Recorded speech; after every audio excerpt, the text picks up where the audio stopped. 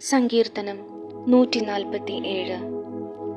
യഹോവയെ സ്തുതിപ്പിൻ, നമ്മുടെ ദൈവത്തിന് കീർത്തനം പാടുന്നത് നല്ലത്. അത് മനോഹരവും സ്തുതി ഉചിതവും തന്നെ. യഹോവ യെരൂശലേമിനെ പണിയുന്നു. അവൻ ഇസ്രായേലിൻ്റെ ഭ്രഷ്ടന്മാരെ കൂട്ടിച്ചേർക്കുന്നു. മനം തകർന്നവരെ അവൻ സൗഖ്യമാക്കുകയും അവരുടെ മുറിവുകളെ കെട്ടുകയും ചെയ്യുന്നു. അവൻ നക്ഷത്രങ്ങളുടെ എണ്ണം നോക്കുന്നു, അവയ്ക്കൊക്കെയും പേർ വിളിക്കുന്നു.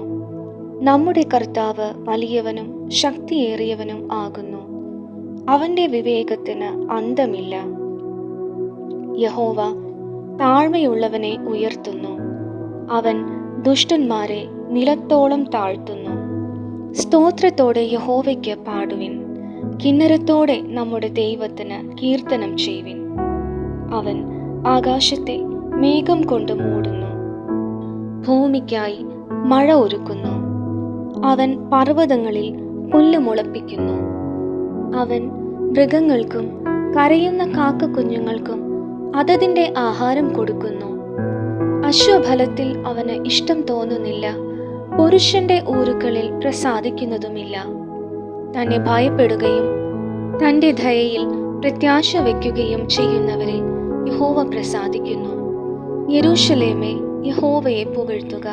സിയോനെ, നിന്റെ ദൈവത്തെ സ്തുതിക്കാം. അവൻ നിന്റെ വാതിലുകളുടെ ഓടാമ്പലുകളെ ഉറപ്പിച്ചു. നിന്റെ അകത്ത് നിന്റെ മക്കളെ അനുഗ്രഹിച്ചിരിക്കുന്നു. അവൻ നിന്റെ ദേശത്ത് സമാധാനം വരുത്തുന്നു. വിശേഷമായ ഗോതമ്പ് കൊണ്ട് നിനക്ക് തൃപ്തി വരുത്തുന്നു. അവൻ തൻ്റെ ആജ്ഞ ഭൂമിയിലേക്ക് അയക്കുന്നു. അവൻ്റെ വചനം അതിവേഗം ഓടുന്നു.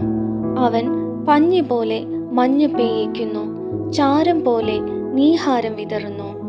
അവൻ നീർക്കട്ട കഷണം കഷണമായി എറിയുന്നു. അവൻ്റെ കുളിർ സഹിച്ചു നിൽക്കുന്നവനാർ?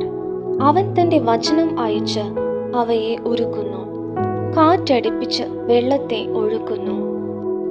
അവൻ യാക്കോബിന് തൻ്റെ വചനവും ഇസ്രായേലിന് തൻ്റെ ചട്ടങ്ങളും വിധികളും വെളിപ്പെടുത്തുന്നു. അങ്ങനെ യാതൊരു ജാതിക്കും അവൻ ചെയ്തിട്ടില്ല. അവൻ്റെ വിധികളെ അവർ അറിഞ്ഞിട്ടുമില്ല. യഹോവയെ സ്തുതിപ്പിൻ. ആമേൻ.